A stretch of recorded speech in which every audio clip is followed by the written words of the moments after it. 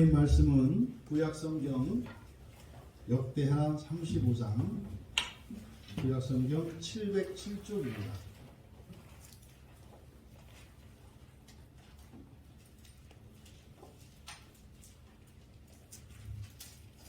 역대하 35장 16절에서 19절까지 말씀을 우리 함께 읽겠습니다.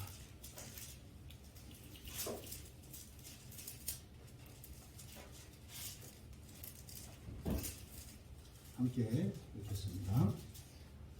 이와 같이 당대 여호와를 섬길 일이 다 준비되매 요시야 왕의 명령대로 유월절을 지키며 번제를 여호와의 제단에 드렸으며 그때에 모인 이스라엘 자손이 유월절을 지키고 이어서 무교절을 7일 동안 지켰으니 선지자 사무엘 이후로 이스라엘 가운데서 유월절을 이같이 지키지 못하였고 이스라엘 모든 왕들도 요시야가 제사장들과 레위 사람들과 모인 온 유다와 이스라엘 무리와 예루살렘 주민과 함께 지킨 것처럼은 유월절을 지키지 못하였더라.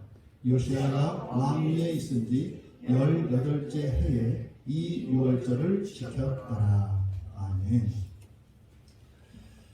신년에 하나님께서 우리 광야교회에 주시는 첫 번째 은혜의 말씀, 무교절에 관한 것입니다. 그래서 무교절을 지키는 해라는 제목으로 말씀의 은혜를 나누고자 합니다. 구약에 있는 절기 가운데 가장 중요한 절기, 무교절 또는 유월절이라고 합니다. 그래서 유월절과 무교절은 이렇게 붙어 있습니다. 하지만 또 유월절의 의미와 무교절의 의미가 분명히 또 다릅니다. 그래서 유월절과 무교절은 붙어 있어서 함께 지키지만 유월절의 의미와 무교절의 의미는 또 다르다. 그래서 이 유월절과 무교절에 대한 기본적인 우리의 이해가 필요한데, 바로 이 유월절과 무교절은 이스라엘이 애굽에서 노예로 살다가 그들이 이제 여호와 하나님이 보내신 모세로 말미암아 얻게 되는 그 해방과 구원, 그것과 관계되어 있습니다. 그래서 이제 출애굽기 12장에서 여호와 하나님께서 모세를 통하여 이제 노예로 살았던 이스라엘 자손들이 앞으로 자유를 얻어서 살게 될 때 그들이 반드시 지켜야 할 것에 대해서 말씀하시는데, 그게 바로 유월절 그리고 무교절 명령입니다. 이것은요, 시내산에서 율법이 주어지기 전에 이미 주어진 것이에요. 그래서 율법보다도 앞선 겁니다. 그래서 이 유월절과 무교절이라고 하는 것은 구원받은 이스라엘 백성들이 반드시 지켜야 하는 것이며, 거기에는 하나님의 약속이 있고 또 이 유월절과 무교절을 함께 지키는 것에 실질적인 하나님의 약속뿐만 아니라 거기에는 영적인 의미도 있습니다. 이 유월절과 무교절이 하나의 절기처럼 지켜지는데, 실제로 이 유월절은 이스라엘의 해방과 구원을 기념하는 날입니다. 유월절은. 그래서 유대 종교력으로 1월 14일이 유월절입니다. 공교롭게 이제 안내 전화번호가 114 아닙니까? 그래서 1월 14일이 구원받은 이스라엘 백성들이 지켜야 하는 그 첫 번째 절기가 바로 유월절입니다. 그래서 이 구원받은 신자들에게도 적용이 됩니다. 그러면 애굽에서 이 유월절을 처음 지킬 때 사실 이제 예수님의 십자가 사건과도 연결이 되는데, 애굽에서 그 유월절을 지키는 것은 출애굽할 때 일어났던 장자 재앙과 관련되어 있습니다. 이제 마지막 10가지 이적으로 애굽의 그 바로가 이제 두 손을 들고 이스라엘 백성들을 이제 풀어주는 사건이 이제 있는데, 거기에 10가지 재앙 가운데 마지막 그 재앙이 이제 장자들이 다 죽는 재앙입니다. 그래서 사람은 물론이고 동물들까지 다 이 첫째가 죽게 되는 그 재앙이 장자 재앙인데, 그 장자 재앙에서 장자 재앙을 면할 수 있는 길, 그 면할 수 있는 길이 유월절 어린 양을 잡아서 그 피를 문 밖에 바르는 거예요. 이 문지방과 문설주에 그걸 발라놓으면 그 어린 양의 피가 발려있는 집에 장자들은 죽지 않는 겁니다. 그래서 이 어린 양의 피를 바르는 이 사건. 근데 그 피는 바로 어린 양의 피인데, 그 잡은 어린 양의 고기는 함께 먹습니다. 이것을 유월절 어린 양이라고 해요. 그래서 예수님이 십자가에서 죽으시는 사건을 예수님을 유월절 어린 양이라고 하는 겁니다. 그러니까 그것은 애굽에서 탈출하던 그날 밤에 있었던 일을 기념하는 거예요. 그러니까 예수님이 십자가에서 피 흘리고 죽으세요. 그것은 출애굽할 때 이스라엘 백성들이 잡은 유월절 어린 양을 상징합니다. 그러면 유월절 어린 양의 피를 문지방과 문설주에 바르면 그 집의 장자들이 죽지 않았어요. 그러면 예수 그리스도가 십자가에서 피 흘리고 죽으셨는데, 예수 그리스도의 피를 바른다고 하는 것은 여러분들이 예수 그리스도를 믿는 것을 말해요. 그럼 예수 그리스도를 믿으면 그 피가 우리에게 발려지는 것이고, 그러면 그 장자 재앙에서 면하였던 것처럼 바로 예수 그리스도의 십자가의 피를 믿는 자들은 바로 영원한 사망에서 벗어나게 됩니다. 이것이 유월절의 기원입니다. 그래서 맨 처음 이 유월절이 의미하는 것은 뭐예요? 재앙에서 면하는 거예요. 재앙에서 벗어나는 겁니다. 그러면요, 그 장자 재앙에서 벗어나는 그것을 우리가 1차적 구원이라고 할 수가 있습니다. 그래서 신자들은요, 이 세상을 살아가는 동안 예수 그리스도를 믿는 신자들이 이 세상에서 사는 동안 겪는 고난은 이건 재앙이 아니에요. 출애굽할 때 애굽에서 있었던 그날 밤 모든 집에서 곡소리가 들렸어요. 왜냐하면 장남들이 다 죽었으니까요. 그리고 첫째 짐승들까지 다 죽었으니까요. 그러니까요, 고요한 밤중에 그 울려버리던 그 울음소리를 우리는 상상할 수가 있어요. 그런데 예수 그리스도를 믿는 이들은 바로 유월절 어린 양의 피를 바른 것과 같으니까 이 세상을 살아가는 동안은 그런 재앙에서 면하는 거예요. 그런데 문제는 그리스도인들이 살면서도 여전히 고난이 있어요. 그러니까 예수를 믿는 사람들이나 믿지 않는 사람들이나 살면서 고난을 겪어요. 이 고난의 의미가 다릅니다. 예수를 믿지 않는 사람들이 당하는 고난은 이것은 심판이에요. 그건 점점 죽음을 향하여 나가는 겁니다. 하지만 그리스도인들이 당하는 이 고난은 장차 나타날 영광의 시입니다. 그리스도 예수께서 사시면서 당하셨던 고난은 예수님이 구세주이기 때문에 나를 다 대신해서 당하는 고난이 아니라 구원받은 신자들이 이 세상을 살아갈 때 겪는 고난에 대한 모범이세요. 그리스도인들은요, 반드시 그런 고난을 당하게 되어 있습니다. 그런데 이게 그리스도인만 당하는 것이 아니라 이 세상 살아가는 모든 사람이 당한다. 그런데 차이점은 뭐냐? 그리스도인들이 당하는 고난은 장차 나타날 영광의 씨앗이다. 무슨 말입니까? 그리스도인들의 모든 고난은 의미가 있고 가치가 커요. 어떤요? 장차 나타날 영광이라는 말은 부활을 의미하는 거예요. 부활을 위해 반드시 이것은 쓰임을 받습니다. 이것이 로마서 8장 17절과 18절에 바울 사도를 통해서, 그리고 사도행전 9장 16절에서 주의 이름을 위해서 받는 고난이 무엇인지를 예수님께서 말씀을 하세요. 그러니까 여러분, 우리가 유월절을 지난 이스라엘, 다시 말해서 애굽에서 구원받은 이스라엘 백성들, 이 사람들은 오늘날 우리들로 말하면 예수를 믿은 그리스도인들을 의미합니다. 그래서 이 유월절과 무교절이라고 하는 것은 우리의 현재적 구원에 관한 이야기인데 왜 신년에 이 말씀을 우리가 택했는가 하면 예수를 믿고 살아가는 그리스도인들의 삶이 예수를 믿지 않고 살아가는 사람들의 삶보다 더 나은 것이 보이질 않아요. 올해 2022년은요.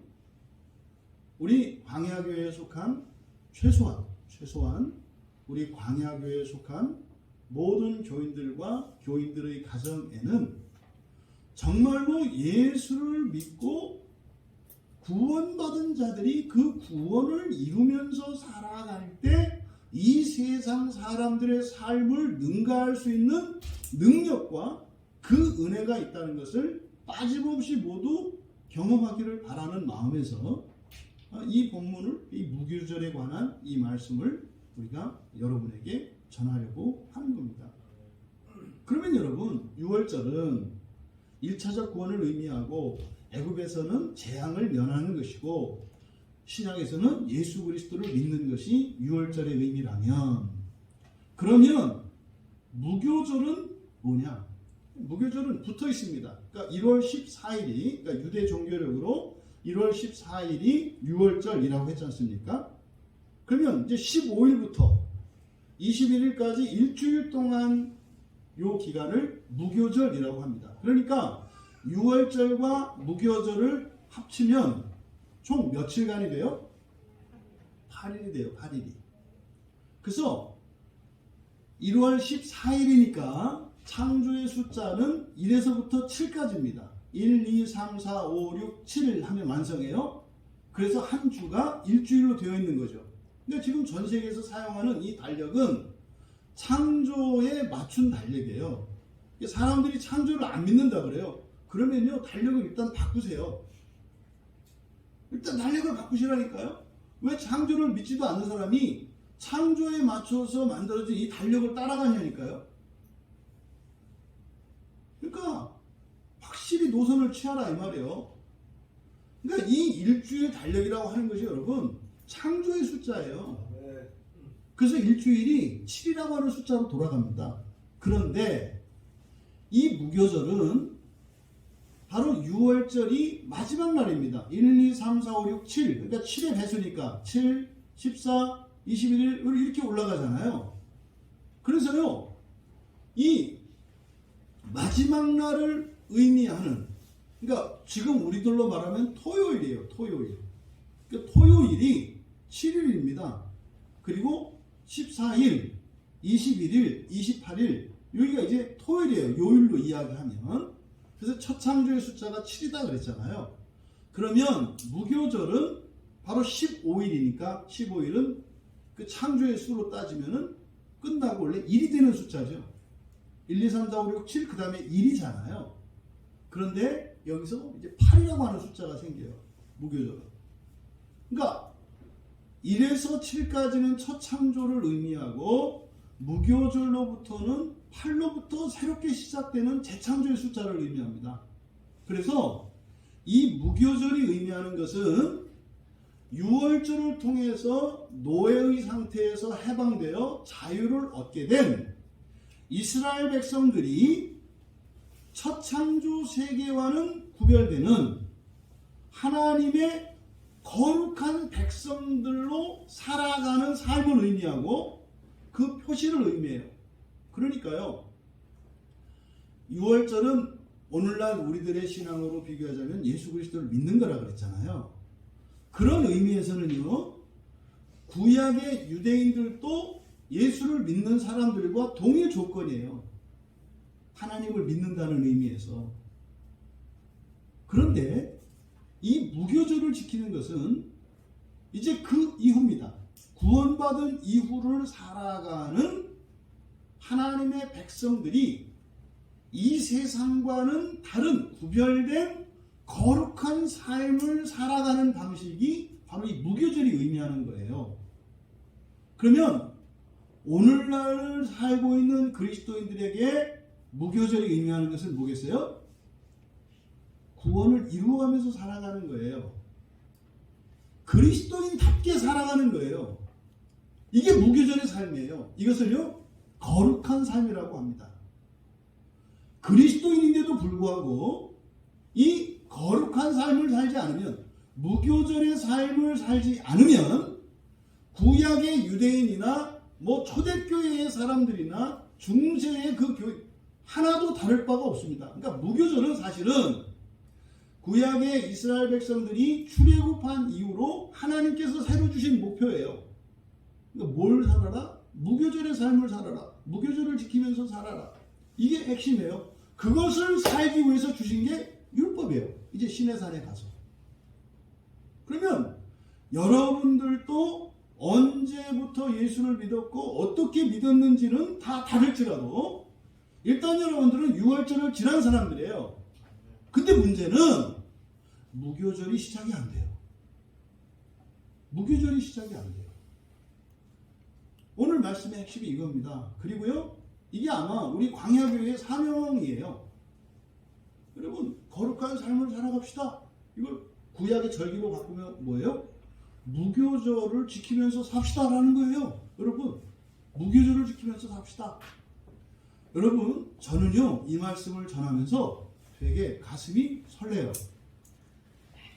바라기는 여러분 모두가 이 하나님의 말씀을 따라 살고 그 말씀의 능력을 정말 2022년에는 다 맛볼 수 있게 되기를 진심으로 축복합니다.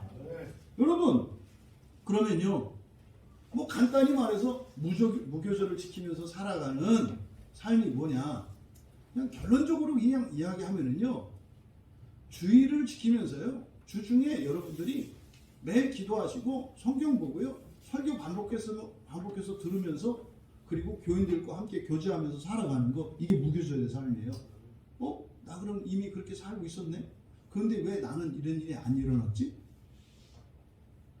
그 의미를 몰랐고 믿지 않았기 때문이에요.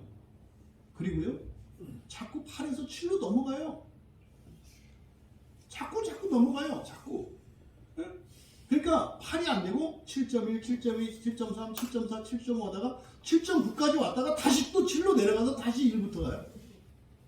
그러니까요, 교회의 역사가, 구약의 역사가 숫자로 치면 뭐라는 거예요? 7.99999의 역사라는 거예요. 8을 넘어오지 않았다는 거예요. 이제 이거를 우리가 구약 성경에서 이거를 발견하는 거예요. 이게 기독교에서도 마찬가지였어요. 이거는요, 이 세상에 예수님이 오셔서 교회가 이 세상에 생긴 지 2000년이 넘었는데요, 지금도 7.99999예요. 제가 정말로 제 속을 다 이렇게 까서 여러분한테 보여드려서 여러분이 믿고 이렇게 살 수 있다면 전 정말 이 시간에서 여기서 사과해도 후회가 없어요. 왜냐면요, 안 믿고 모르고 안 사는 것 때문에 답답해서 죽느니 차라리 그냥 나를 폭파시켜서 여러분들이 믿고 그렇게 살아갈 수 있다면 훨씬 저는 더 자유롭고 기뻐요. 진심이에요.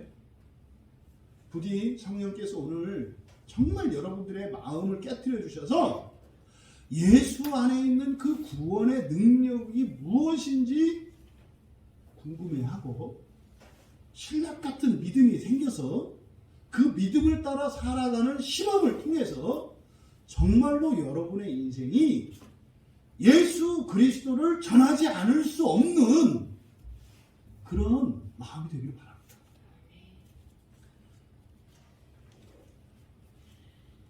오늘 아침에 제가 우체국에 가서 등기를 하나 찾아왔어요. 알 수 없는 등기인데 와가지고 저 못 받았다고 찾아가라고 이렇게 왔어요. 이게 뭔지 모르겠어요. 볼 게 없는데 갔어요. 그랬더니 서울의 강남에 사는 어떤 누구라고 이렇게 해놓고 광야교회 담임 목사님 이렇게 했더라고요. 요즘에 그냥 담임 목사님 이렇게 오는 거는 거의 지금 저쪽에서 오는 거거든요. 그랬더니 아니나 다를까 또 이제 그 신천지라는 데서 또 온 거예요. 여러분, 제가 말씀드리는 이유는요, 거기 보니까 자기 전화번호까지 넣고, 지금은 자기 주소, 집 주소, 전화번호 다 이제 넣어요. 옛날에는 다 속였거든요. 전화도 대포폰을 썼고요. 이름도 가명 썼고요. 그랬거든요. 지금은요 다 써요. 자기 이름 쓰고 집 주소 밝히고 다 해요. 그래가지고 당당히 밝혀요. 왜요? 자기가 저기 저 천지일보 홍보팀에서 일하는 누구 아무개래요. 천지일보라고 하는 신문이 그 신천지에서 하는 겁니다. 전국에 있는 지방지를 많이 가지고 있어요. 신천지가 지금 어마어마할 정도의 홍보비를 막 쏟아붓습니다. 인터넷 광고에 뭐 이렇습니다. 말씀드리고 제가 그분한테 물어봤어요. 그렇게 좋냐? 신천지가 그렇게 좋냐? 옛날에 했더니 여의도의 S교회 다녔다고 하시더라고요. 여의도 S교회에서 25년 동안 재정도 못 받고 해서 열심히 했대요. 근데 답답해 죽겠고 이렇게 하는데 나중에는 이래 했는데 답답하고 말씀을 얘기 좀 안 해주는데 신천지라고 하는 거기 갔더니 물어보는 것마다 대답하고 뭘 물어봤냐? 또 이제 요한계시록 얘기를 하지. 제가 요즘에 신천지 공부하고 가까이 지내기 때문에 그쪽 이제 좀 잘 알잖아요. 좀 깜짝 놀라는 거예요. 그런 것도 아세요? 그러네요. 이게 이제 이렇게까지 깊은 얘기를 막 했더니 나중에 도망가더라고요. 여러분 왜 미친 사람들처럼 그럴까요? 저한테 등기까지 보내. 그 사람 등기 보내려면 우체국 갔거든요. 우체국까지 걸어간 거예요. 거기다가 알지도 못하는 나에게 등기로 그럼 저 돈 드려야 되는 거 아니에요? 자기 돈을 알지도 못하는 사람한테 시간 들이고 수고하고 돈 들이고 엄청 사랑하는 거예요. 그죠? 사랑하는 건 뭔다 했어요? 돈 쓰고 시간 쓰고 수고 쓰면 사랑하는 거라 했죠. 그분 저를 엄청 사랑하는 거예요. 아니 제가 알고 있는 사람들 중에요 1년에 한 번이라도 저한테 등기로 우표 편지 붙이는 분 그렇게 많지 않아요. 근데 그분은 저를 엄청 사랑하는 거니까 얼마나 제가 감동받았겠어요. 그게 전화해가지고 이제 구원해 주려고 내가 그러지 않아도 신천지 사람들 몇 사람 데리고 나왔고 그렇게 하니까 얘기하자 그러죠. 한번 여러분 물어보세요. 자신에게. 여러분 예수 믿으니까 좋아요? 좋죠.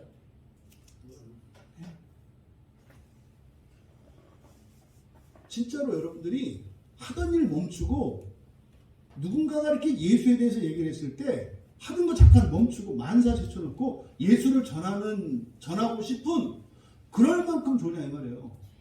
여러분이 일상을 멈추고 여러분이 중요한 일을 하는데 누군가가 이렇게 얘기를 하는데 보니까 예수 얘기를 해. 궁금한 것 같아. 근데요 그거 내려놓고 말이죠. 그 사람한테 예수가 뭔지 구원이 뭔지 기독교가 뭔지를 알려주고 싶어서 자기가 해야 되는 중요한 일을 내려놓고 그렇게 할 만한 가치가 있느냐 이 말이에요. 대부분 없어요. 대부분 없어요. 제가 아는 한. 여러분이 이게 없으면요 여러분은 약간 예수를 믿고 살아가서 곱겠다라고 하는 생각을 가끔은 할 거예요. 어떤 사람은 자주 할 테고 어떤 사람은 띄엄띄엄 할 테고 어떤 사람은 부담스러울 테고. 그러니까 여러분이 제가 전화했을 때 전화가 딱 왔을 때 놀래는 사람들 이런 사람들은요 띄엄띄엄이 아니라 자주 하는 사람들이에요. 정말로 제가 외쳐요 여러분. 여러분의 실력, 여러분의 돈, 여러분의 행운 이 모든 것을 가지고 여러분들이 지금까지 살면서 이루었던 어떤 성공들, 업적들, 기쁨들, 보람들 그것을 능가하는 능력이 여러분에게 주어진 구원이에요. 이거를 쓰셔야 돼요. 이 구원을 쓰셔야 된다고요. 구원의 능력을. 구원은요 이렇게 따는 게 아니라 사는 거예요. 자동차에 넣는 휘발유 같은 게 이게 구원이에요 여러분.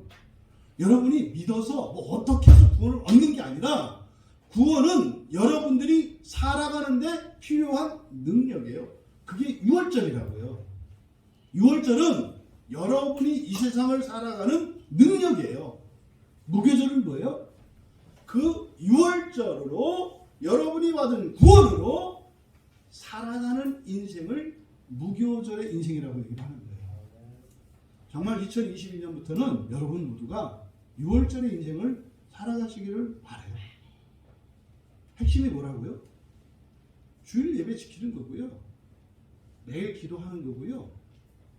여러분들이 성경 보는 거고요. 설교 듣는 거고요. 여러분, 하나님 말씀을 듣는 것은 두 가지 방법이에요. 눈으로 여러분들이 성경을 보는 것과 귀로 설교를 듣는 것. 이 두 가지가 성경을 보는 거예요. 여러분이 이거 천독을 해보십시오. 성경 하나. 돼요. 그렇게 되는 게 아니에요, 여러분. 들으셔야 돼요, 설교를. 그리고요, 설교만 들어보십시오. 여러분이 믿어지나. 설교를 듣고 성경을 통해서 여러분이 눈으로 보고 확인했을 때 여러분이 영안이 열리는 거예요. 설교를 듣고요, 성경을 여러분 읽어나가면서 설교 가운데 들었던 하나님의 그 진리의 말씀이요, 여러분이 성경에서 발견될 때가 있어요. 이거구나. 이렇게 하면 나중에 이런 분들이 어떻게 해요? 저한테 와서 자기 얘기처럼 한다니까요.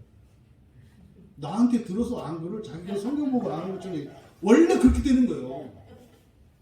자기께 되면 그런 거예요. 그러세요? 설교를 반복해서 듣는 일은 무교절의 인생을 살아가는 중요한 일이에요. 주일 예배 지키세요. 매일 기도하세요. 매일 설교 듣고 성경 보세요. 10년 청초부터 이것도 맨날 성경 끄고. 여러분, 이건 지금 여러분 능력에 대한 이야기예요. 세상을 살아가는 능력에 대한 이야기예요. 왜 그런가를 지금 살펴보려고 하는 겁니다, 우리가. 그럼 여러분, 이 6월절 무교절, 그럼 왜 이거 이름을 두 가지로 놓고 뭐 이렇게 복잡하게 해놨느냐? 그랬잖아요. 구원이라는 게 그래요, 여러분.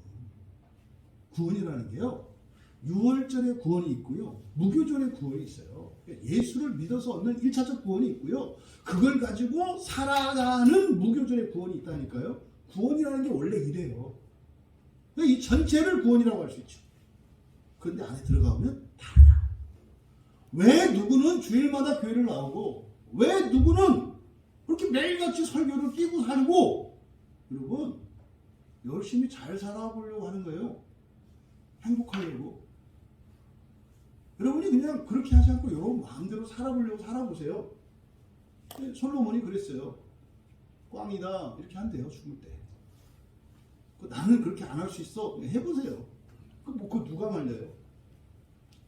근데 그렇게 먼저 산 사람이 마지막 죽을 때 꽝이다 이런대요. 여러분, 돈 많이 벌어보세요. 행복해지나? 해보시라니까, 진짜로. 땅 사고 집 사고 한번 해보세요. 여러분, 훅 가요. 정말로 남는 인생을 살아가기 바랍니다. 그게 무교절의 인생이고 구원을 가지고 살아가는 인생이에요. 근데 여러분, 이게 6월절과 무교절, 이거의 공통점이 뭐냐면요, 6월절은 어린 양을 잡아가지고요, 그 피를 바르고요, 그 고기를 먹어요. 근데 그때 먹는 떡이 뭐냐면 무교병이에요. 무교병이라는 건 뭐죠? 누룩을 넣지 않은 빵이거든요. 누룩이 의미하는 것은요, 변화시키는 거예요. 변질시키는 거예요. 그러니까 변질이라고 하는 것은 부정적인 의미로 이렇게 사용이 되는데, 하나님 나라 비유에도 이 누룩이 쓰여요. 왜요? 변질시키거든요. 근데 좋은 쪽으로 본성을 변화시켜요. 그래서 이 누룩이라고 하는 것은 세상적으로 변화시키는 것을 말해요. 왜요? 이 누룩은 애굽에서 가져온 거거든요. 그러니까 애굽의 삶에 맞춰서 변화시키는 요게 누룩이에요. 여기서 넣지 말라고 하는 누룩은, 우리는 어떤 누룩을 넣어야 돼요? 하늘에서 가져온 누룩을 넣어야 돼요. 그러려면 어떻게 돼요? 일단 세상 누룩을 빼야 돼요. 이게 무교병입니다. 그러니까 6월절 때는 어린 양의 고기와 무교병을, 누룩을 넣지 않은 빵을 먹어요. 그러니까 우리말로 하면 그냥 이 무교병은 그냥 맨빵이에요. 밀가루만 그냥 구워서 만든 빵. 네? 이게 무교병이라고 보시면 돼요. 그러면 무교절은 뭐냐? 무교절은 일주일 동안 지키는데요, 무교절 기간은요, 누룩을 넣지 않은 무교병만 먹고 일주일 생활하는 거예요. 그런데요, 첫째 날 주일이죠. 그리고 마지막 날, 첫째 날과 마지막 날에 어떻게 하냐면, 첫째 날과 마지막 날만 일하지 않아요. 그리고 그 안에 들어가 있는 그 중간은 일을 합니다. 하지만 무교병을 먹어요. 그러니까 유월절과 무교절을 합쳐보면 이게 사실은 이게 유월절을 지킨다, 무교절을 지킨다라고 하는 거예요. 왜요? 유월절 없는 무교절도 없고 무교절 없는 유월절도 없어요. 그러면 이 유월절과 무교절을 지키는 것은 결국 어린 양의 피를 바르고 어린 양의 고기를 먹고 무교병을 먹는 거예요. 이게 핵심이에요. 그리고요, 성회로 모이는 거예요. 함께 모이는 거. 이게 유월절과 무교절의 핵심이거든요. 그럼 여러분, 이 무교병을 먹는 게 뭐냐? 이게 이제 중요해요. 무교병이 뭐냐? 이거는 문자적으로는 누룩을 넣지 않은 떡이라고 했잖아요. 그럼 이 무교병이 의미하는 바, 애굽에서 가져온 그 애굽의 누룩을 넣지 않는 거예요. 그러면 이 무교병은 광야에 있던 이스라엘 백성들에게는요, 이건 마치 하늘의 떡인 만나예요. 광야에서 40년 동안 사는 동안 이 사람들은 세상의 것을 먹지 않고 하늘에서 내려온 천사들의 양식이라고 하는 만나를 먹었어요. 그게 광야의 백성들에게는 무교병과 같아요. 하늘의 것입니다. 이것이 신약에 들어와서는 요한복음 6장에 이제 나오는 내용이에요. 요한복음 6장 31절에서 만나를 하늘의 떡이라고 하고요. 또 요한복음 6장 48절에서 생명의 떡이라고 하고 51절에서는 살아있는 떡이라고 하는 게 이게 누구냐면 예수를 뜻해요. 그러면 이 무교절을 지키는 것, 그러니까 유월절과 무교절을 지키는 이것의 공통적이고 핵심적인 것은 바로 이 무교병을 먹는 건데, 오늘날 우리가 유월절을 지키는 것은 예수 그리스도를 믿는 거라고 그랬잖아요. 그럼 일단 우리는 예수 그리스도를 믿었으니까 유월절은 지켰단 말이에요. 그럼 이제 무교절을 지키면서 살아가야 되는데, 무교절을 지키는 것은 뭐다? 무교병을 먹고 사는 거예요. 그럼 무교병이 뭐냐? 이제 우리나라 교회에서는 술 먹지 마라, 뭐 하지 마라, 뭐 하지 마라, 뭐 하지 마라. 이렇게 하는 것을 마치 무교병을 먹는 거라고 그랬어요. 그러니까 뭐 텔레비전 보지 마라, 드라마 보지 마라, 만화 보지 마라, 뭐 하지 마라. 이런 것들을 거룩하게 살아가는 거라고 그래요. 아니에요. 아니에요. 그렇지 않아요. 여기서 그리스도인들에게 있어서 무교병은 누구라고요? 예수예요, 예수. 예수를 먹는 거예요. 그러니까 결국 유월절과 무교절은 둘 다 무엇과 누구와 누구에 대한 이야기예요? 예수님에 대한 이야기예요. 유월절을 지킨다고 하는 것은 예수 그리스도께서 십자가에서 우리를 대신해서 죽을 건데 믿으라 이거예요. 믿으라 이거예요. 그리고요, 예수 그리스도를 먹으래요. 이것 때문에 초대교회 때 로마에서 기독교인들을 식인종이라고 오해를 받았었어요. 왜냐하면 성찬을 하면서 이것은 내 피요, 내 살인이 이러니까 그걸 바깥에서 들으니까요. 이것들 인간들 잡아먹는. 그래서 그 기독교인들에 대한 소문이 많았어요. 조심해. 예수쟁이들 조심해. 그 예수쟁이들은 애들 데려다가 어린 양이 이렇게 애들을 어린 양이라고 그래. 애들 데려다가 어여여여 해가지고 꼬셔다가 잡아먹고 피를 바르고 막 피도 먹고 고기도 먹고 이 식인종들이 무시무시해. 그러니까요, 기독교인들이 얼마나 싫어했겠어요. 네? 근데요, 저는 예수 그리스도를 나타내는 말이잖아요. 그러면은 우리가 이 유교병을 먹는 거 사실은 그냥 딱 얘기한 거냐면요, 여러분들이 앞서서 말씀드렸던 것처럼 말씀 듣고요, 성경 읽고요, 설교 듣고요, 그리고요, 여러분이 교회에 나와서요, 성찬에 참여하는 거예요. 이게 무교병을 먹는 삶이에요. 그러니까 여러분들이 만약에 광야에 살던 이스라엘 백성들이 하늘에서 내려오는 만나를 안 먹으면요, 굶어 죽어요. 여러분들이 예수를 믿는 사람들이 하나님의 말씀을 안 들어요? 여러분 죽어요. 근데 안 죽죠? 이게 문제예요. 하나님의 말씀 안 들으면은 그냥 체중이 한 5kg씩 빠지고 한 달 정도 안 되면 피골이 상접해지고 한 6개월 안 되면 하늘에서 그냥 쓰러지면은 너무 좋은데, 이거 말씀을 안 들으면은 살이 찌네? 이게 문제예요. 이게 뭐가 죽어요? 여러분의 영혼이 죽어요. 여러분 영혼이 죽으면 어떻게 되는지 아세요? 맨날 악한 생각, 쓸데없는 생각, 헛짓거리 하면서 살아가요. 그렇게 살아요. 지나보면 그렇게 산다니까요. 이게 뭐예요? 영이 죽으면 이렇게 되는 거예요. 사람들한테는 폼나죠? 하나님은 당신의 모든 것을 다 알아요. 영이 죽으면요, 헛짓을 하면서 살아요. 그러세요? 이미 다 경험해 보셨잖아요. 여러분 설교 안 듣고 성경 안 보고 기도 안 해보세요. 어떻게 되나? 옛날보다 더 심하게 망가질 수도 있어요. 여러분 사셔야 합니다.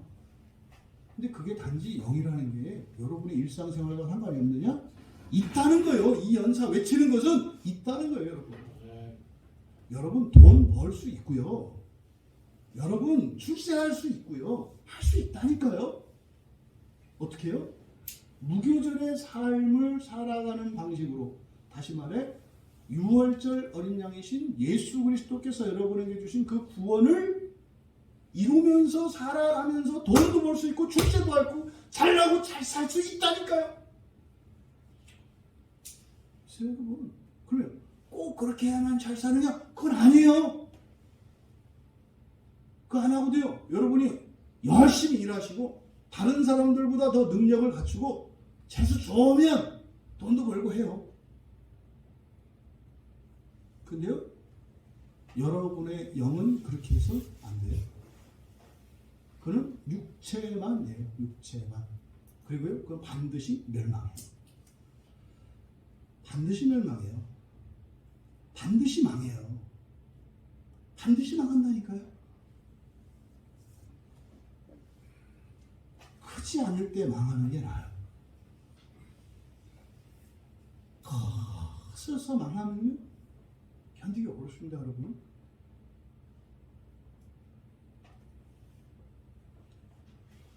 무교절에 망하지 않는 삶을 살아가시는 여러분 되시기 바라요. 소돔성이 성경에 보면은 소돔과 고모라 성을 이렇게 불로 심판하는 거 있잖아요, 그죠? 창세기 19장 3절에 보면 그때도 소돔성이 심판 당하기 전에, 불로 태워지기 전에요, 롯과 천사가 무교병을 먹어요. 롯과 천사가. 그러니까 이 무교병을 먹으면요, 멸망에서 면해요. 재앙에서 면해요. 그러니까 뭐 출애굽할 때만 그랬던 게 아니라, 그러니까 이 무교병을 먹는다고 하는 것은 뭐예요? 모든 재앙으로부터 벗어나는 것을 의미해요. 그러니까 여러분, 주일에 예배드리고 성경 읽고 설교 듣고, 이게 그냥 여러분 이렇게 뭐 종교인이니까 이렇게 뭐 미쳐서 할 일 없어서 뭐 이렇게 하는 게 아니라, 그게 여러분 자기 건강 지키는 거고요, 보험 들어놓는 거고요, 노후연금 들어놓는 거고, 이런 거라니까요, 여러분. 굉장히 중요한 거예요. 오늘 이 시간 여기서 예배 드리는 거 왜요? 여러분 잘 먹고 잘 살려고 그러는 거 아니에요? 근데요, 잠깐만 잘 먹고 잘 사는 게 아니라 영원히 잘 먹고 잘 살기 위한 거잖아요. 진짜로 된다니까요. 이게 여러분이 사는 동안, 그리고 죽어서도 여러분이 확신하고 누리고 정말 거기에 참여할 수 있기를 바랍니다. 그러면은 구약의 백성들은요, 이 유월절과 무교절을 어떻게 지켰는가? 교회하고 너무나 똑같아요. 이 사람들이 출애굽할 때 하나님이 말씀해 주신 게 뭐라 했어요? 야, 유월절하고 무교절은 꼭 지켜야 했어요. 그래야 살아. 응? 그래야 살아. 그럼 과연 구약의 유대인들이, 이스라엘 백성들이 어떻게 했는가? 맨 처음에 광야에서 그 다음 해, 출애굽한 다음 해에 지켜요. 뭐 1년 전이니까, 1년밖에 안 됐으니까. 애굽에서 떠나가지고요, 홍해 가르고 나왔어요. 그 1년 됐어요, 1년. 그래가지고 1년 됐을 때 시내 광야에 있었거든요. 그 시내산에 있는 그 시내 광야에서요, 유월절을 지켜요. 1년 전에 여호와 하나님이 말씀하신 거니까 지켜요. 예, 그렇게 유월절을 지켰던 그 이스라엘 백성들. 그런데요, 모세도 이걸 잘 이해 못했어요. 유월절은 뭐하고 붙어 있다고요? 무교절하고 붙어 있다고 그랬죠. 아니, 사람이 피부와 살이 붙어 있잖아요. 피부만 따로 있으면 끔찍한 거 아니에요? 피부 없는 사람 끔찍한 거 아니에요? 유월절과 무교절은 그런 거라니까요. 유월절은 사람의 피부라면 무교절은 사람의 속이에요. 이거 떨어질 수가 없는 거라니까요.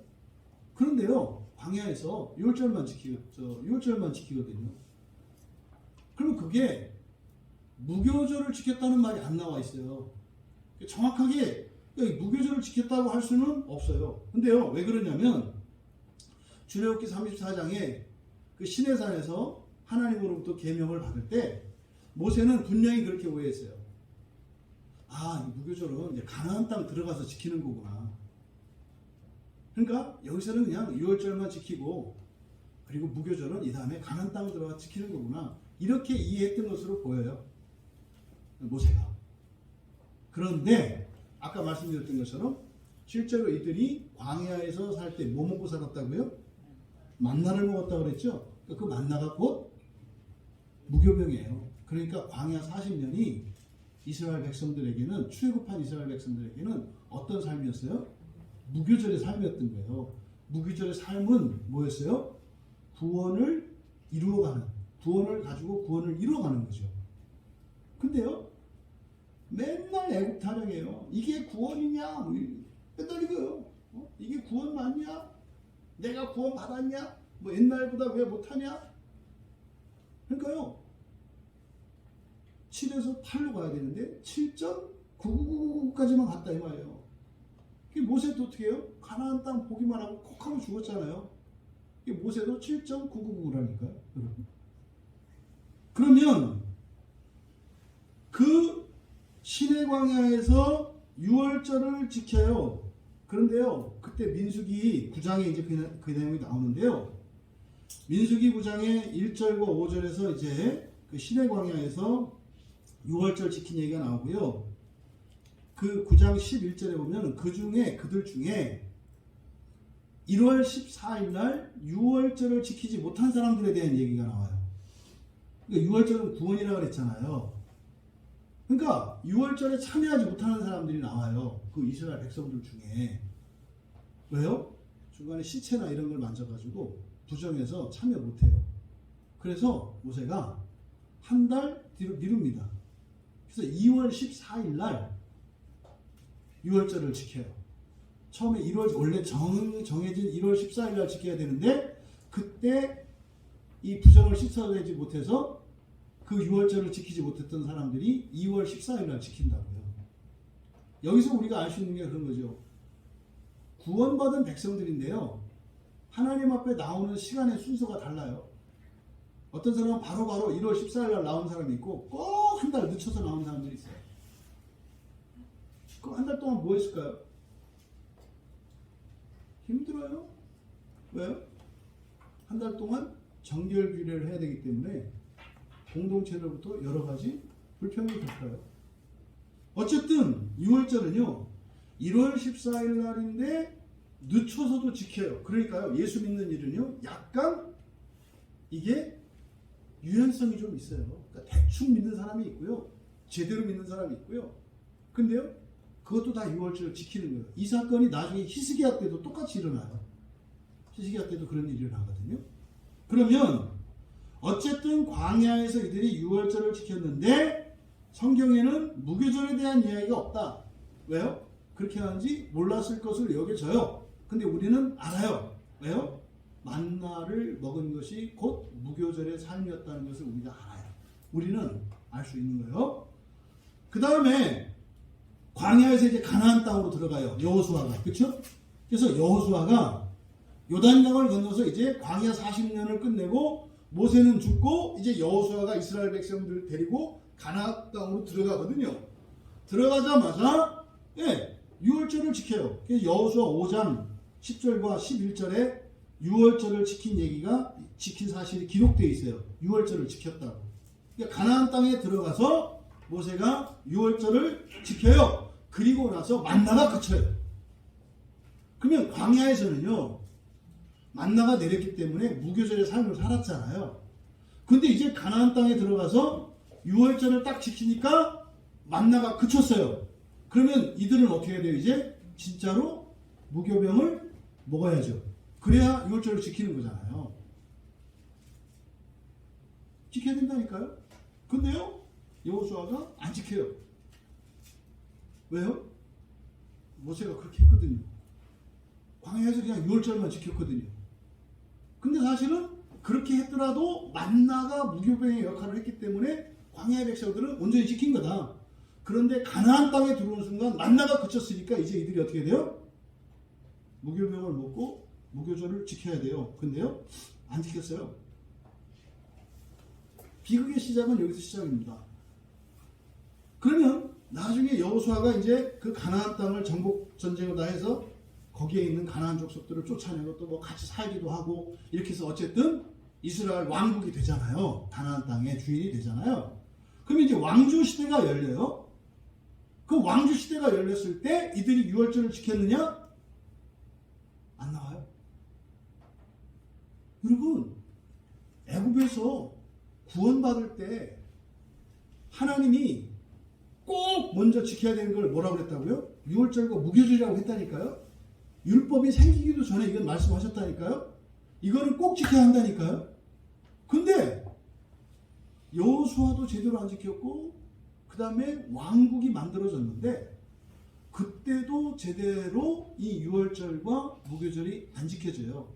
딱 두 왕에 대해서, 그러니까 솔로몬을 포함해서 3명의 왕만 유월절을 지켰다고 하는 단서가 나와요. 성경에 보면. 그러니까 이스라엘 역사에서요, 놀라운, 이게 엄청난 사건이죠. 엄청난 사건. 어떻게 그럴 수가 있나? 근데 우리 보면 알 수 있어요. 예수를 믿고 세례를 받으면 그때 서약하거든요. 그 서약하는 기본이 뭔지 아세요? 주일 예배를 드린다는 거예요. 주일을 성수하겠습니다라고 하는 서약을 해요. 그게 출애굽할 때 여호와 하나님께서 이스라엘 백성들에게 유월절과 무교절을 지켜라. 그게 뭐예요? 오늘 말로 말하면, 야, 주일날 나와서 예배드리고 너 성경 보고 설교 듣고 기도하면서 살아. 이 얘기예요. 근데 보세요. 예배 안 드리는 사람도 많거든요. 그러니까요. 아, 옛날부터 그랬구나. 위로는 받을 수 있어요. 아, 이게 유행이었구나, 오랫동안. 네. 그러니까 구약의 백성들이 보면 기가 막혀요. 지금 실제로 이제 뒤에 역대가 성경에 왕조 시대에 대한 역사가 열왕기라고 하는 역사가 있고 역대기라고 하는 역사가 있어요. 이제 구약 성경의 원 성경에서는 역대기가 맨 나중에 들어가 있어요. 우리가 보고 있는 성경은 선지서가 맨 뒤에 있습니다만 원래 히브리어 성경의 맨 뒤에 있는 게 역대기와 역대하예요. 역대기예요. 그러니까 이거는 후대에 넣은 거거든요. 해석을 해서. 그러면 열왕기 안에서는 사실은 솔로몬이 이렇게 유월절을 지킨 거에 대한 이야기가 없어요. 이게 나중에 역대하에 가서 솔로몬도 유월절을 지켰다는 얘기가 나와요. 그런데 열왕들 중에 그럼 누가 제대로 유월절을 지켰는가? 예, 먼저 순서상으로는 히스기야, 아니 더 먼저는 이제 솔로몬이에요. 솔로몬이 역대하 8장 13절에 가면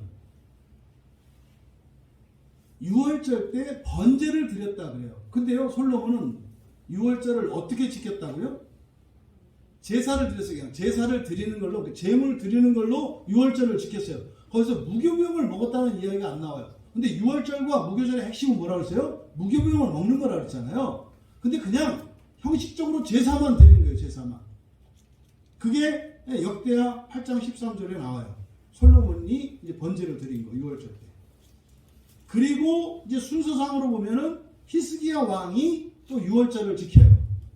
히스기야 왕이. 근데 제대로 사실은 유월절을 지킨 거는 왕조 시대에서 히스기야가 처음으로 보여요. 왜냐하면 히스기야가 6월절에 무교병을 먹고 하는 이야기가 이제 나오거든요. 그런데 우리가 오늘 읽은 성경은 역대하 35장이잖아요. 이 역대하 35장을 읽은 이유가 여기 보면은 이제 요시아가 6월절을 지키고 무교절을 지켰다고 이렇게 돼 있잖아요. 17절에 보면 역대하 35장 17절을 보면 6월절을 지키고 이어서 무교절을 7일 동안 지켰다 이렇게 돼 있잖아요.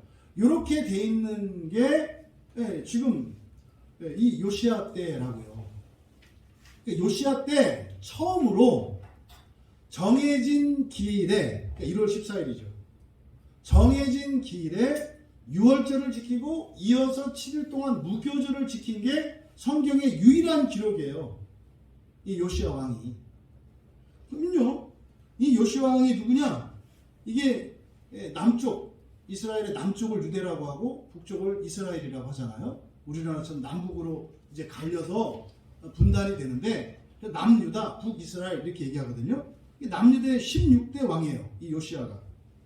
그러니까 이 사람이 재위 기간이 언제냐면 주전 한 640년에서 609년까지거든요. 그러니까요.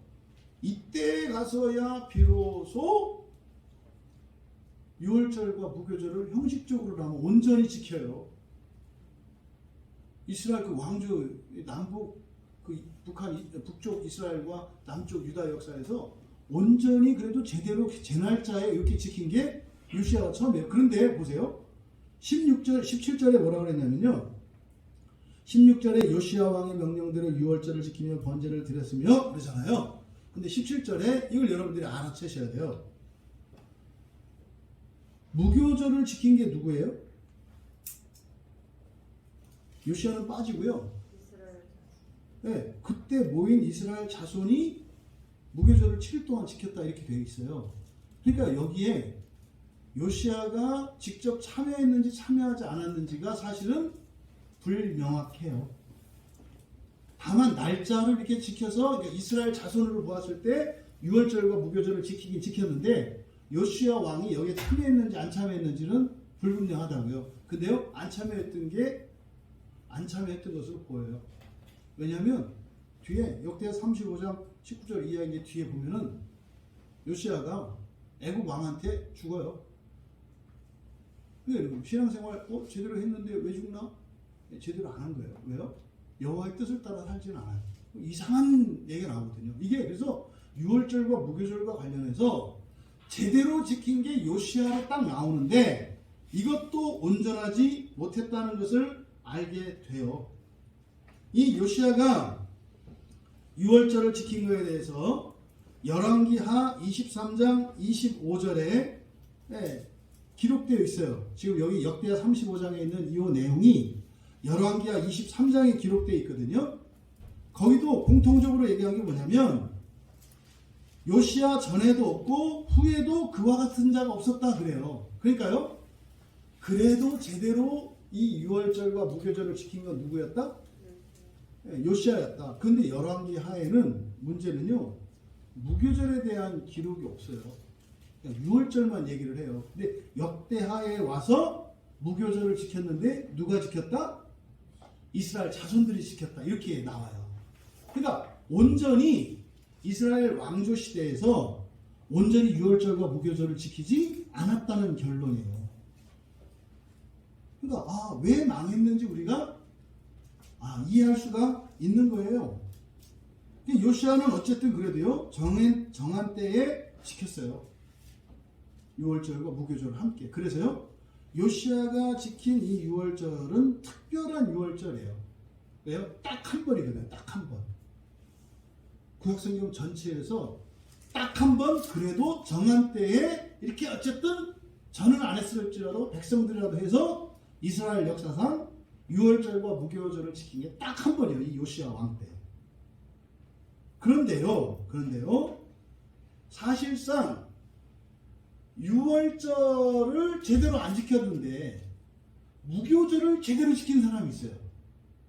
이게 히스기야 왕이에요. 히스기야 왕. 그래서 이 히스기야가 6월절을 지킨 내용이 열왕기에는 없어요. 열왕기 역사에는 요시야만 지켰다고 돼 있어요. 그러니까 빠뜨렸다고요. 역대기에 가니 갑자기 히스기야가 지켰다고 나와요. 히스기야는요 13대 왕이거든요. 그러니까 요시야는 16대 왕이고 히스기야는 13대 왕이에요. 그러니까 먼저 지켰잖아요. 그런데 열왕기에서는 그걸 쓰고 있지 않아요. 이유를 우리가 역대기에서 알 수 있어요.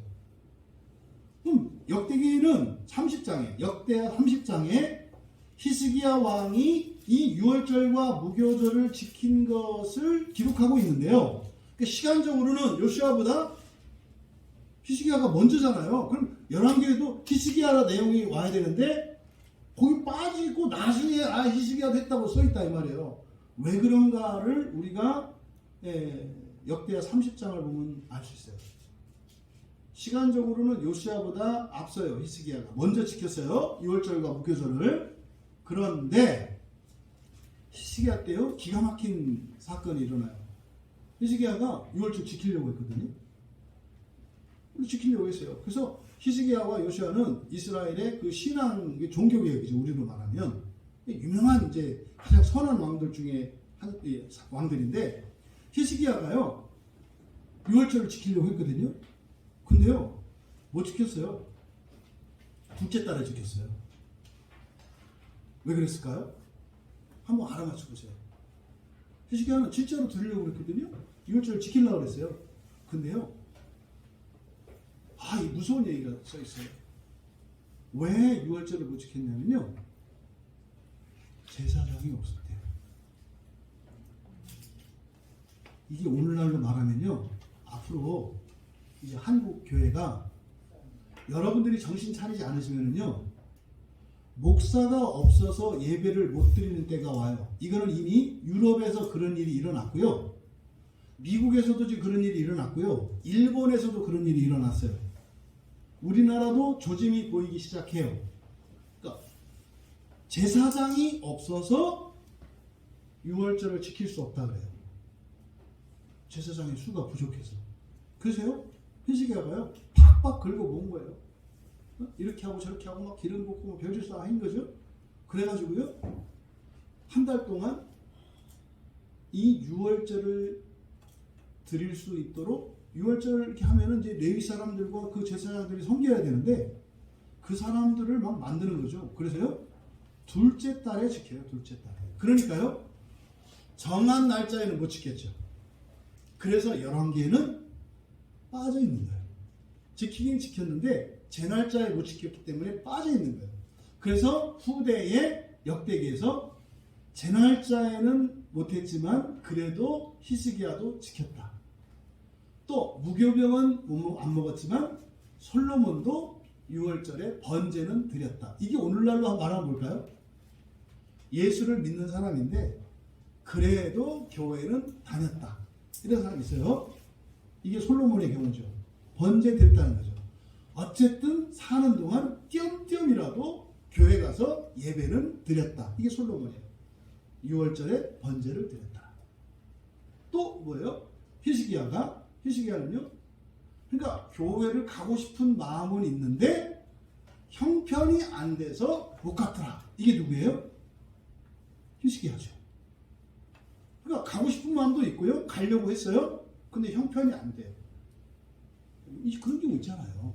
네? 주일에 바쁘거나 뭐 주일날 움직일 수 없는 이런 분들 있잖아요. 그러니까 뭐 휴일이 뭐 주중이거나 또 주일날 갑자기 무슨 일이 생기거나 이러면 못할 경우 있잖아요. 이게 히스기야가 유월절을 지킨 그런 케이스겠죠. 지키려고 했지만 어쨌든 사정이 있어서 못 지키는. 근데 이게 교회적으로는 뭐다? 제사장이 없어서 못 지키는 뭐 이런 거죠. 그러함에도 불구하고요.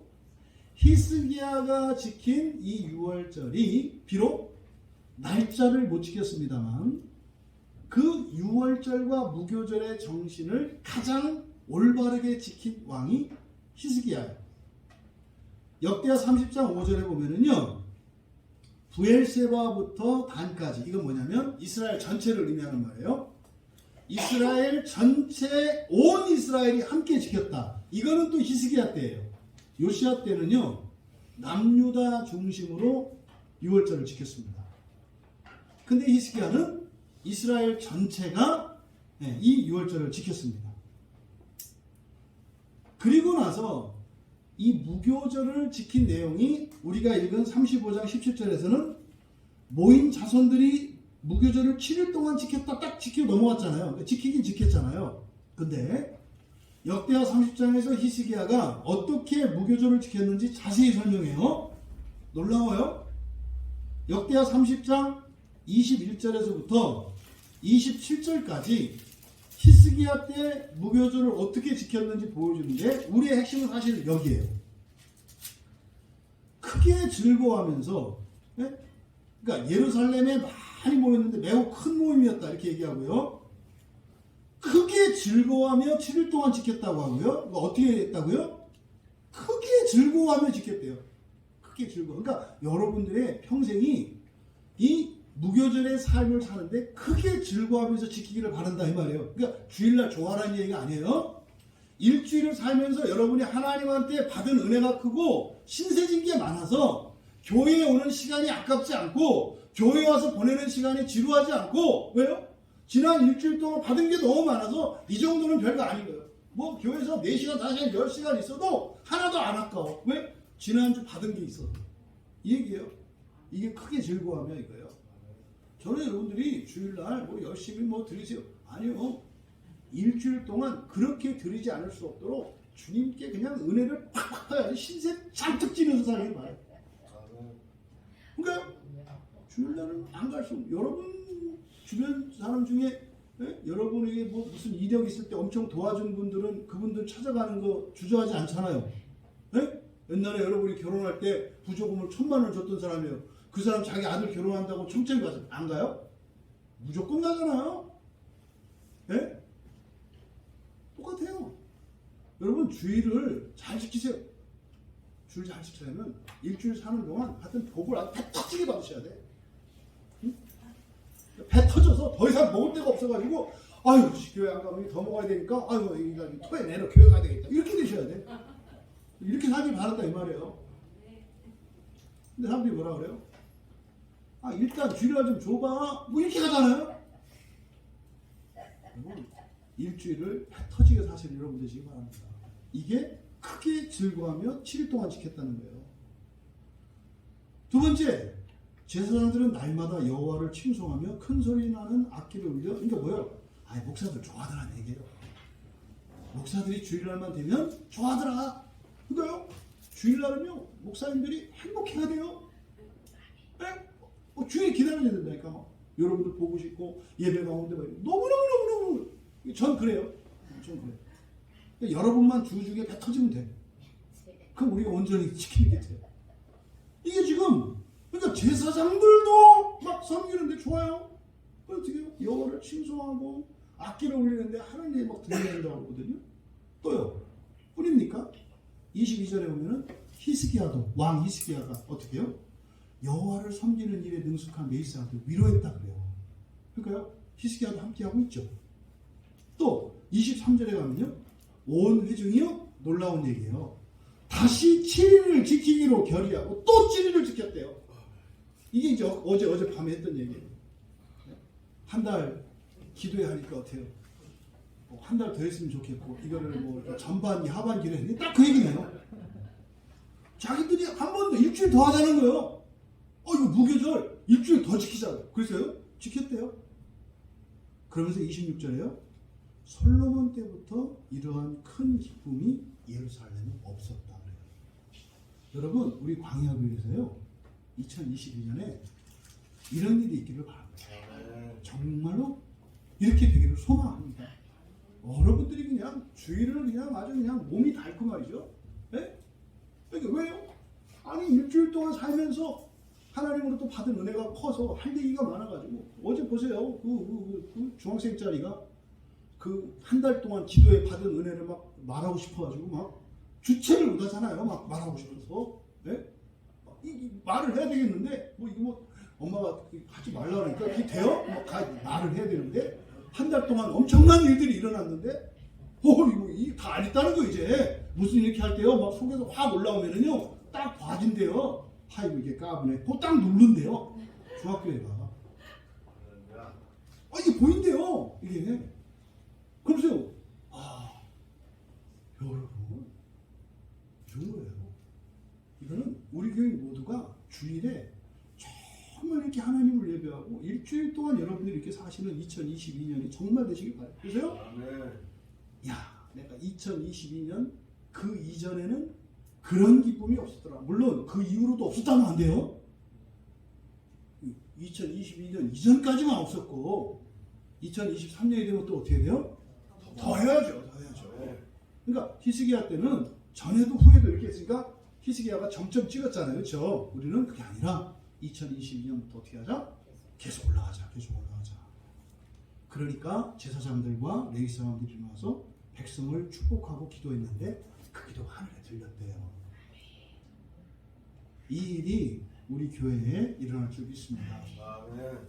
이 일이 여러분의 인생 안에 일어날 줄 믿습니다. 여러분의 가정과 인생 안에 일터에 이런 일이 일어나는 2022년이 되기를 바랍니다. 그래서 히스기야는요, 이렇게 유월절과 무교절을 지킨 후에 자신과 백성들의 신앙을 갱신하고요, 날마다 하나님 말씀을 따라 살면서 형통하게 되었다 그래요. 근데 우리가 읽은 역대하 35장의 이 요시야는 형식적으로는 제대로 지켰는데 요시야가 마음으로는 온전히 지키지 못했어요. 그러나 뒤에서 어떻게 해요? 죽어요. 여러분, 온전히 무교절을 지키는 한 해가 되시기를 바랍니다. 그래서 이것이 여러분 평생이 그렇게 되기를 바랍니다. 말씀을 정리합니다. 여러분, 무교절과 유월절을 소홀히 한 이스라엘에서 교훈을 얻어야 합니다. 여러분, 뭐 성경의 순서로 보면 뭐 히스기야 때 제대로 지켰다고 했으니까 무교절을. 그럼 이거 보면요, 여호수아가 가나안 땅에 들어간 게 1405년이거든요. 주전 1405년에 가나안 땅에 들어갔어요. 근데 히스기야가 왕일 때가 약 700년이에요. 그러니까 주전 700년 동안 온전히 유월절과 무교절을 안 지켰어요. 기가 막힌 얘기잖아요. 가나안 땅에 들어간 이후로. 더 기가 막힌 건 뭐예요? 2000년 교회가 생긴 지 2000년 됐는데 유월절과 무교절을 온전히 지키는 교회가 어딘가 있었기를 바라요. 후대에 이런 말이 나오면 참 마음이 아프겠죠. 광야교회 8년차 2022년에 유월절과 무교절을 온전히 지켰다. 그 이전에는 없었더라. 이런 얘기가 나오면 더 마음이 아픈 거죠. 어딘가에 그런 교회가 있기를 바랍니다. 근데 저는 잘 모르겠어요. 그러니까 우리는요, 예수님이 이 땅에 오셔서 구원을 이루시고 우리를 위하여 십자가에 죽으시고 피 흘려주시고 당신의 모든 것을 내어주시고 그 유월절의 구원을 가지고 살아가는데 정말로 그 무교절의 기쁨과 영광을 누리는 그 일이 2022년부터 광야교회에 시작됐더라. 그 교회 안에 있는 모든 교인들과 그 가족들이 그렇게 됐더라 라고 하는 그것이 이 다음날, 이 다음에 우리가 주님 앞에 갔을 때 행위 책에 기록되어 있기를 바랍니다. 그래서 정말 생생한 구원의 능력으로 살아가시기를 바라요. 두 번째로 요시야와 히스기야를 통해서 우리가 얻을 수 있는 교훈이 있어요. 요시야의 경우는요, 모세의 율법에 정한 대로 정한 날짜에 아주 성대하게 지켰어요. 어쩌면 이게 로마 캐톨릭과 같은 그런 거 아닐까요? 형식주의적인 거? 형식적으로는 완벽해요. 이렇게 완벽해 보여요. 그런데 사실은 그 무교절의 의미는 알지 못하는, 참다운 구원의 능력은 모르는 이런 것이 사실은 요시야의 경우겠죠. 그러면 우리가 나아가야 할 거는 오히려 요시야보다는 히스기야의 경우잖아요. 사정이 있어서 지킬 수 없는 사정이었지만 유월절을 제때 못 지켰어요. 우리가 주일을 매주 이렇게 제대로 못 나가고 먹고 사는 게 힘들어서 주일날 꼭 출근해야 되니까. 그래서요, 한 주 빠지고 한 주 나가고 이게 뭐 히스기야가 지켰던 유월절 아니겠어요? 이런저런 사정이 있어서 또 교회에서 집에서 예수 믿는 게 나밖에 없으니까 집에 무슨 대소사들이 생기면은 일용 물고 집안일을 하느라고 교회에 나갈 수 없는 이런 게 히스기야의 경우 아니겠어요? 정말 국가적으로는 이 나라 목사가 없어서 예배를 드리지 못하는 일 없었으면 좋겠어요. 네? 정말 그런 일 없었으면 좋겠어요. 하지만 개인적으로 그러함에도 불구하고 그들의 핵심은 어디 있었어요? 무교절에 있었죠. 여러분 6월절 지켜야 해요. 하지만 6월절이 무교절로서 완성된다라고 하는 거. 그래서 사실은요 6월절과 무교절에서 그리스도인들이니까 무게중심이 어디 있어야 돼요? 무교절에 있어야 돼요. 무교절에. 무교절의 핵심은 뭐라고요? 무교병을 먹는 거라고 했잖아요. 그러면 무교병을 먹고 살아가는 그 삶, 이것이 뭐냐? 여러분 첫째로는요 부활을 믿고 부활을 목표로 살아가는 삶이에요. 무교절의 삶은. 예수님의 십자가에 죽으신 것을 기념하죠. 6월절로. 근데 사실은 우리는요 예수님이 다시 사시고요 승천하신 것 그리고 부활 다시 오실 그것을 바라보는 신앙, 이게 부활을 목표로 살아가는 삶, 이것이 무교절 신앙입니다. 네? 부활이 뭐라 그랬어요? 여러분 이 세상에서 좀 이게 아니에요. 여러분 존재가 완전히 신적 존재로 하나님 자녀 되는 거, 이게 부활이라니까요. 그것만 목표로 여러분들이 살아가기로 결단하셔도 인생이 바뀌어요. 정말요. 두 번째는요, 이 무교절의 삶이 무교병을 먹는 거라고 했는데 광야의 무교병은 만나였어요. 그런데요 영적인 광야를 살아가는 그리스도인의 인생에서 무교병은 뭐겠어요? 하나님의 말씀이에요. 하나님의 말씀. 그 하나님의 말씀을 먹고 살아가는 것이 무교절 신앙으로 살아가는 거예요. 그러면 그 하나님의 말씀을 먹는다는 건 뭐라고 했습니까? 성경 보고 설교 듣는 거라니까요. 그러면요 여러분 일 잘 돼요. 성경의 가르침에요. 여러분이 매일 성경 보시고 설교 들으면요 여러분 인생 풀린대요. 이게 성경의 약속이에요. 그렇게 했는데 안 되면 저한테 얘기하세요. 얘기하시라니까요. 저도 관둘 테니까. 왜 믿어? 하라는 대로 했는데 안 되는데 왜 믿어요? 못 믿지.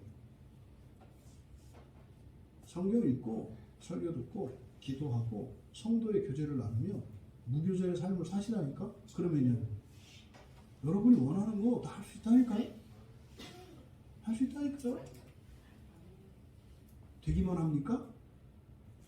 이렇게 안 하고 여러분 힘으로 사는 방법도 있는데 무너진다니까요. 반드시. 이거는 무너지지 않는 거라니까요. 여러분 그 무교병을 먹으며 살아가시고 그 능력을 정말 여러분 맛보는 여러분 되시기 바랍니다. 근데 여러분 무교병을 어떻게 먹었어요? 가나안 애굽과 광야에서는요 가정별로 먹었어요. 그러니까 집집마다 먹었다 이 말이에요. 6월절 양을 잡아서 집집마다 먹고 무교병을 집집 식구끼리 먹었어요. 그런데 가나안 땅에 들어가면서부터는 따로 먹지 않고 여호와께서 정하신 그곳 예루살렘이죠. 성전이 있는 그곳 예루살렘에 다 함께 모여서 함께 먹어요. 그 예배는요 가정에서 드리는 예배가 있죠. 그거는 광야와 애굽에서 지키는 무교절이에요.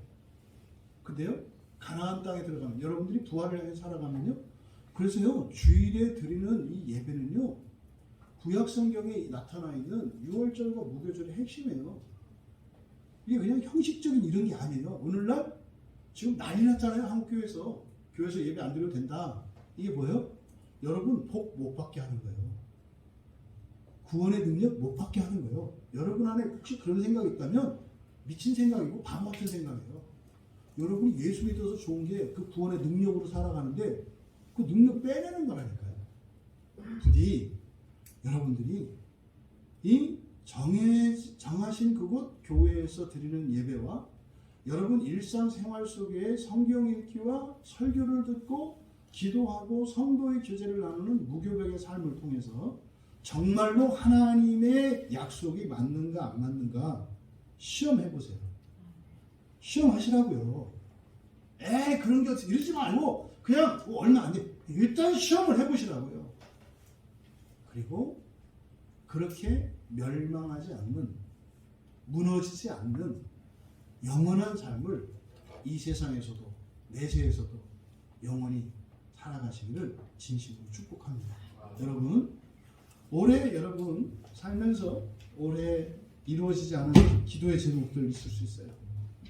그리고 저희도 지금 가정적으로 아내가 갑자기 이렇게 검진을 받게 되는 이런 일이 일어났잖아요.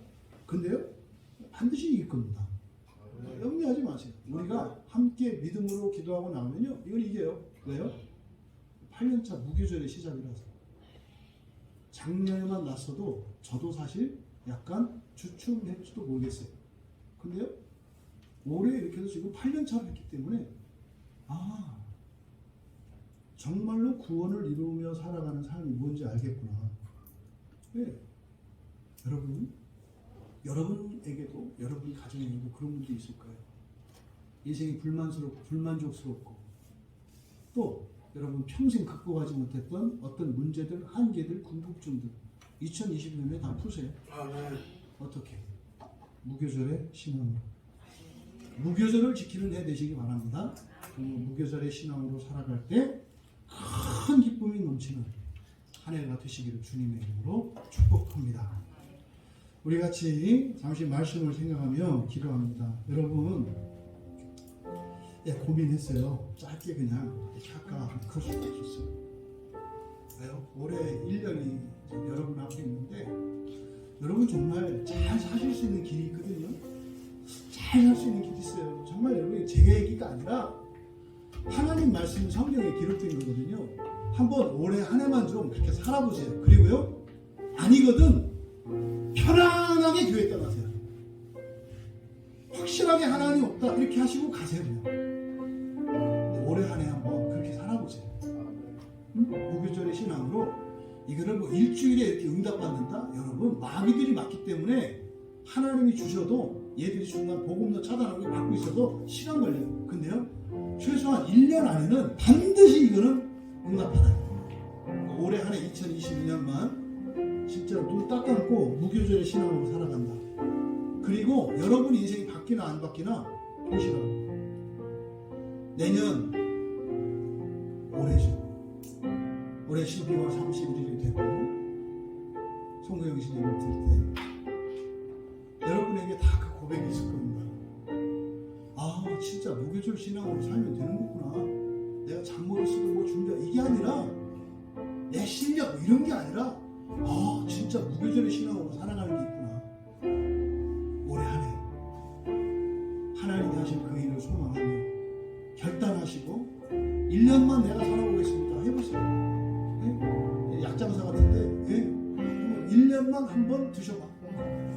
그리고 나서 여러분 인생을 편히 딱 떠나서 사시든지 확정하든지 우리 함께 결단하며 기도합시다. 하나님, 올해 한 해 내가 무교절 신앙으로 살기 원합니다. 하나님의 능력과 구원을 보기 원합니다.